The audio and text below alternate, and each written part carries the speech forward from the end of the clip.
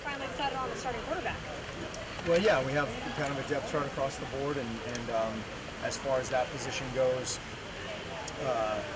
it was just a good time. You know, the separation was enough that as we begin today, we kind of started our true game week preparations, and so it was just the timing worked out for everything, and onward and upward. Can you take us through the discussion with the coaches to determine that Vernon would start over Jeff, what you saw differentiating between the two of them? Well, yeah, I mean that's where there's a ton of factors, and it's not a drastic deal. It's a little bit here, a little bit there. There's no, when you get into these kind of things, it's not like it's a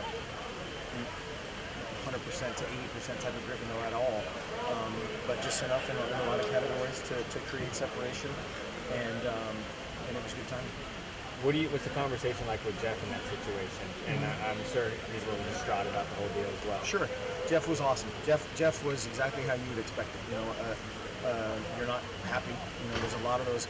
Yesterday and today are tough days because there's a lot of guys that have visions of whatever, of always being the best guy in their, on their team and their family, and you're on a scout team where you're second or third or fourth on the depth chart, and that's tough.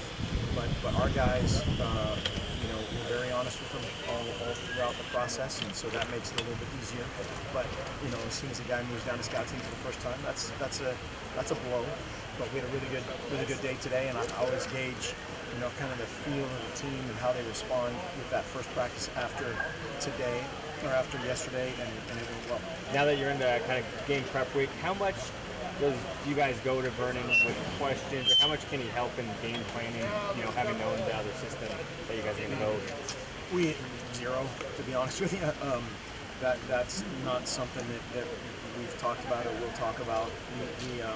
We're just, certainly we're going to watch their film, which we already have, and all those things, and look at their scheme, and then it's all about us. We're trying to execute. What have you seen at Vernon in 2 weeks? Allegedly, he can lead this offense. He's just done a lot of good things, and as have the other guys. I think our position, the quarterback position, is a lot better. Certainly now than it was last spring, now than it was early in the fall, because all those guys competed better. Morgan had a much better fall camp. Travis had a much better fall camp. Taylor Alley was our best quarterback at a few practices, so that's a good thing. And then just being efficient with the ball and scoring the ball and making good decisions. A little bit better than nobody else. You have 3 true freshmen on the offense, defense, 2 deep. Do you know others at this point who will play this year for sure? Oh my gosh! So that means I have to memorize the 2 deep. And Taj Griffin, was he on the 2 deep? He'll play. You got Merritt, Umadi, and Kirk Merritt. Yep. Canton, Umadi. This requires a lot of receivers, Opadial, or Alex. At this point, we're going to try to redshirt Fondelay, and as well as Malik. Those guys were 2 really difficult decisions. Played their tails off. Love those guys. Great effort guys. Tough guys. Smart guys. We're going to try to kind of, they're on our little ready list. We try to redshirt those guys. Same as Jonah Moy. We're going to try to redshirt Jonah Moy. the offensive line. Who else is a true The freshman? offensive line. Yeah, Jake Hansen and a couple of those guys are going to rotate in. We love our freshman class of offensive linemen. We're going to try to redshirt them all and see how that works out. Defensive line, obviously Canton. Canton's in the 2 deep. Ugo, and everybody else we're going to try to redshirt. Linebackers, Jonah, you said go redshirt. Jonah, we're going to try to redshirt. So on the line, you're going to have a list. On the defensive line, or the offensive line, you're going to Hansen. He's on the bubble right now. Yeah, there's again probably 3 of those guys of the true freshmen that are put the total package a little bit together faster than the other guys, and he's one of them. But ideally, he would redshirt. I don't know if that's going to be able to happen. Taj will play. Was there can you think of a specific moment we're not in practice where Vernon did something that you could describe that may have kind of been that little something? It's never one thing or one moment at any position. it's the same thing at center. Matt's had a really good fall camp, and it's a culmination of a lot of things. And it's A versus B on film, and you evaluate A versus B, and A plays more than B. And there's nothing, there's no one moment that propels anyone up or down necessarily. Seeing what Braylon did in 2013 was maybe a surprise for us that he wasn't listed as a starter. Is that just a sign of how good the receivers are? Those guys are practicing their tails off, and that's another place that is highly competitive.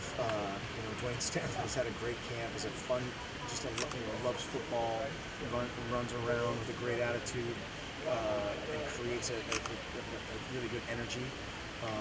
But yeah, there's a lot of great positional battles going on there, and a lot of guys will play, obviously. I'm sorry, how much time? You mentioned sometimes you'll early scout an opponent kind of in the spring to have an idea if there's new coaches, team you haven't played. How much do you know kind of used from watching? What have you kind of done the last couple of days? Just kind of where you go and now that just kind of game preparation? Yeah, we look at anybody that is either exactly what you said, either a new opponent or changing coordinator, changing coaching staff. Obviously, we'll look at those guys in the spring, and just kind of and it's more of a, hey, this is their personality, this is their deal, here's their personnel.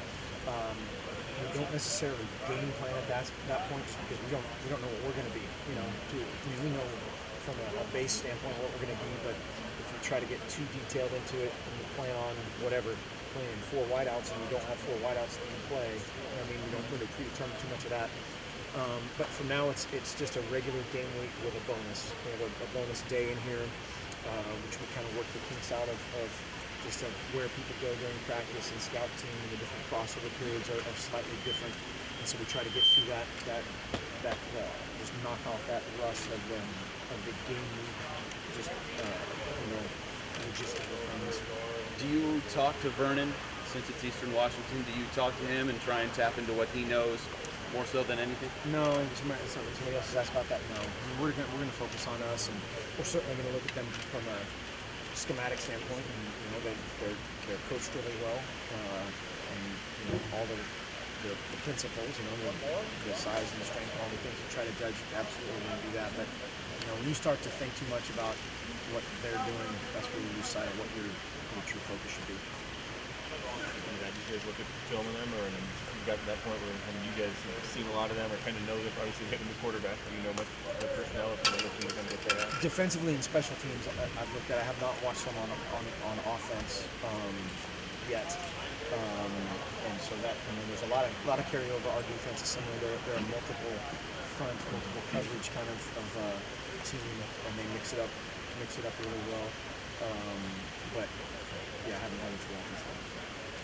What was the decision to put? What was the decision to put Charles Nelson on offense?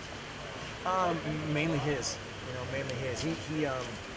Charles is a guy that was his kind of wish to start things out this fall. He had a really good spring, and we got moved around a lot, and we tried him in a bunch of different spots, and offense stuck. Is that also the confidence in the secondary? In his case, when that decision was made, it was more about him and his desire. There wasn't really a comparison of anything yet. Have you heard a final word yet about Gary Grant, whether you might be able to go or if that? Well, we haven't heard any changes on that, and so that is indicated in the depth chart for sure. And so we're working behind the scenes as much as we can. At this point, it's not looking favorable. It's from an NCAA standpoint, the legislation is tabled, so it's somewhere on the table. Mid-October is probably still like best guess for him. Yeah. How's he been practicing? He's been practicing really well. His attitude has been good. It's a tough situation, obviously, but it's kind of like for some guys, like a injury, and how they respond to that is important. And he's done well. Good timing on that. Training.